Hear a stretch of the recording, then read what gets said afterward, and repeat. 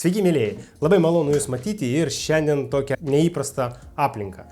Mes su Jumis pasikalbėsime apie Hilti įrankius. Tai pasakysime nauja platforma, bet ji jau egzistuoja rinkoje apie porą metų. Šitos platformos pavadinimas Neuron. Sena platforma man irgi labai patikdavo, bet dabar šitą platformą dar aptarnaus iki 2030 metų ir viskas sakė, kad daugiau nieko negamina ir net ir kažkokią tai bateriją, jeigu norėsite pakeisti, jau nebus pardavime. Tai galite dabar drąsiai bėgti ir pirkti šią įrangą su 50% nuolaidom, nes Hilti galite užeiti į svetainę, visur galima pirkti visas ant senos platformos įrankius su 50% nuolaida. Bet pakalbėkime apie naują platformą. Mes šiandien turime ir perforatorių naują, tai jie antras 22 ir pasižiūrėkime, kokių dovanų mes su jumis gavome. Tai akiniai, štai tokie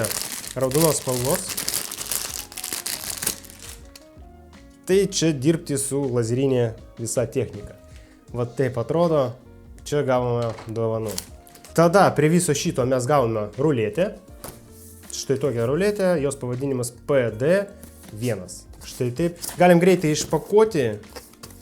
Ir tada mes turime seną Bosch ruletę. Galime iš karto ir palyginti, kaip atrodo ir iš viso, ką geriau pasirinkti. Ar vis dėlto Hilti, kuri kainuoja apie 400 €, ar vis dėlto Bosch. Bosch studija. Opa, čia mes turime Bosch.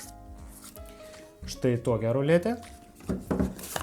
Ir greitai palyginkime. Taip, bendrą išvaizdą. Štai tokia. Tada įjunkime.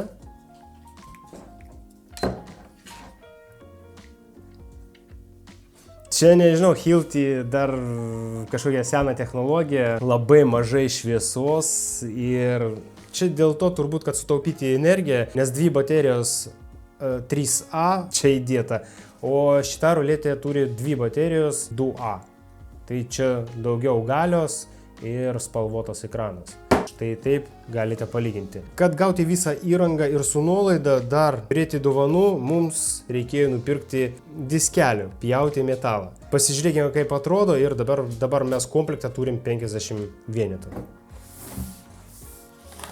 Štai tokie įpakavimai ir galime pasižiūrėti, kaip atrodo. Va, kažkur tai galima buvo pasižiūrėti. Va, vienas tokie juodi. Štai taip. Taip, viską dedame į šoną. Ir pagrinde, apie ką aš šiandien norėjau su jumis pasikalbėti ir pasidalinti, kad jūs nepatektumėte į tokią situaciją, į kurią patikau aš. Bet šis, galima pasakyti, įrankis, statybose, kaip ir nereikalingas, nes mes iškart pačioj pradžioje galvojam, kad ant naujos platformos bus ir kaip pakrovėjas, nes šiaip dažniausiai objekte mes turim ir radiją, ir turim Hilti įrankius. Tai dėl to visada galima būtų pakrauti baterijos ir tom kaip ir išspręstas šis dalykas. Bet žinokit, taip neišėjo. Kai atvažiavo visi įrankiai, aš išėmiau radiją ir pradėjau ieškoti, kaip pajungti prie 220. Ir žinokite, mes negalime pajungti. Kažkaip prieš pirkdamas aš žiūrėjau svetainiai, lyg tai buvo parašyta, kad čia ne tik tai radija, bet ir pakrovėjas. Tada paskambinau konsultantui, konsultantas sako, kad jo čia pakrauna baterijos. Tai turbūt irgi iš senos platformos, turbūt toksai mąstymas, nes anksčiau buvo ir pakrovėjas, ir radija. O čia, žinokite, šitą radiją tik tai iškrauna mūsų baterijas ir viskas, ir mes net negalime pakrauti. Dabar mes likome be pakrovėjo. Pasižiūrėkime, kaip atrodo radio.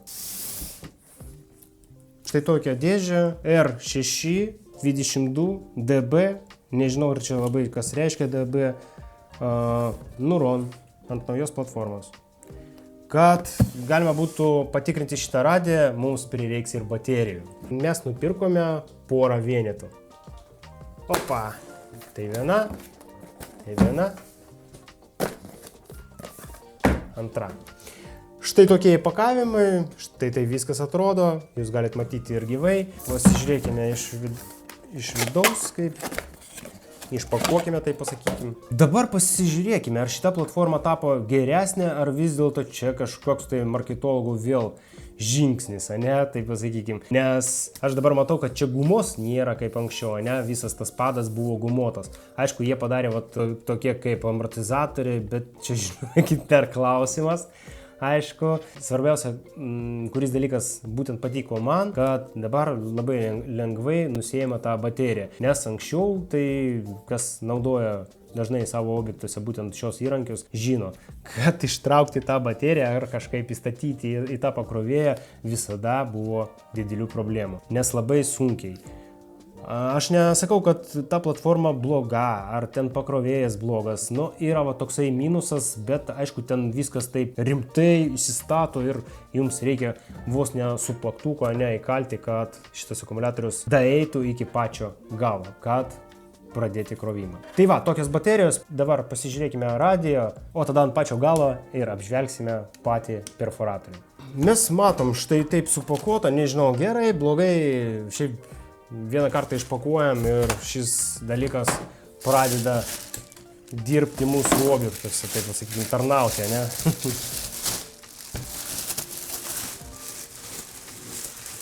Pačia bendra išvaizda štai tokia, man labai patinka. Man patinka spalva, man patinka labai užrašai, bet nepatinka, kad šis dalykas nekrauna baterijų. Kam jisai reikalingas tiek pinigų?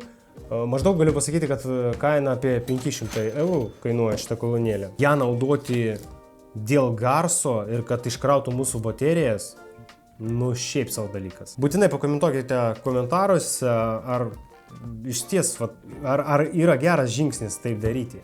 Įstatome tą bateriją, įjungiam.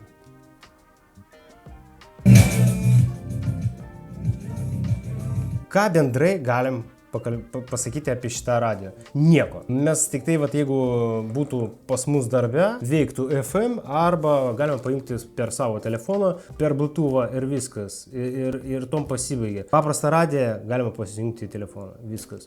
Galima pakrauti telefoną ir irgi yra čia, jeigu atvirčiam štai taip, yra auksas, ne, ir yra, galim pakrauti senas USB, net ne Type-C, senas USB. Antena.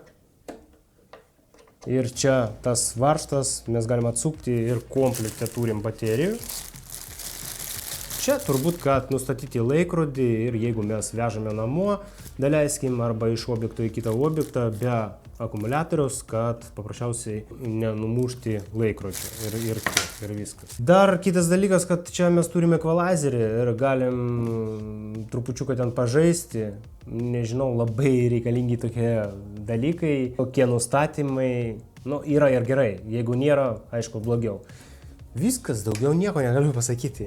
Pats blogiausias dalykas, turbūt mums reikės dabar grąžinti visą įrangą. Taip reikalauja, pagal sąskaitą faktūrą mes turim viską grąžinti ir tada turbūt atsisakysim šios radijos. Arba reikia dar damesti pinigų ir vis dėlto nupirkti pakrovėją atskirai. Šiaip irgi geras įėjimas, turbūt aš taip ir padarysiu. Bet vėl mokėti už tokią radiją 500 eurų, verta, neverta, irgi pakomentuokit. Komentaruose pakomentuokit, ar jūs mokėtumėte 500 eurų. Nes daleiskim tą patį Makitą, ten tas brangiausias, ne, man atrodo, 2,5, ne, 2,80. O pigiausia radija ten 130, man atrodo. Ir pagal garsą, ne, jeigu objekte jūs ten apdailininkas, ir tas dalykas gros tą patį, ir šitas, man atrodo, ten garso kokybė tą patį. Radijai turim štai tokią instrukciją, labai storą. Aš manau, kad čia viskas išsamei išaiškinta.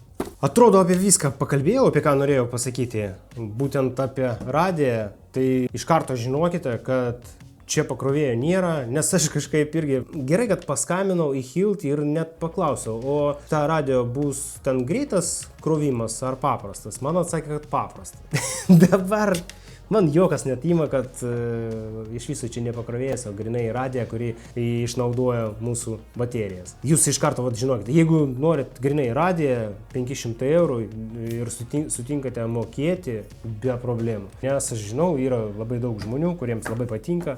Ir taip galima, žinokite, nes čia grinai viskas gumota. Galvoju, žinokite, rytoj iš ryto dar gerai išsimiegosiu ir rytoj iš ryto po mankštos pasidarysiu sprendimą, ar vis dėlto paliksiu šitą radio, ar ne. O jums siūlau prasinumeruoti šį kanalą, uždėti gerą didelį laiką už tokią apžvalgą ir toliau stebėti, ar mes paliksim šitą radio pas save objektą, ar vis dėlto priduosime. Šiandien su jumis buvau aš, Ruslanas. Kaip visada noriu palinkėti labai gerų, gražių, kokybiškų remontų, labai daug laimės, sveikatos ir nepamiršk kito vaizdo įrašų, nes mes su jumis pasimatysime jame. Viso, iki sekančio. Sėkmės.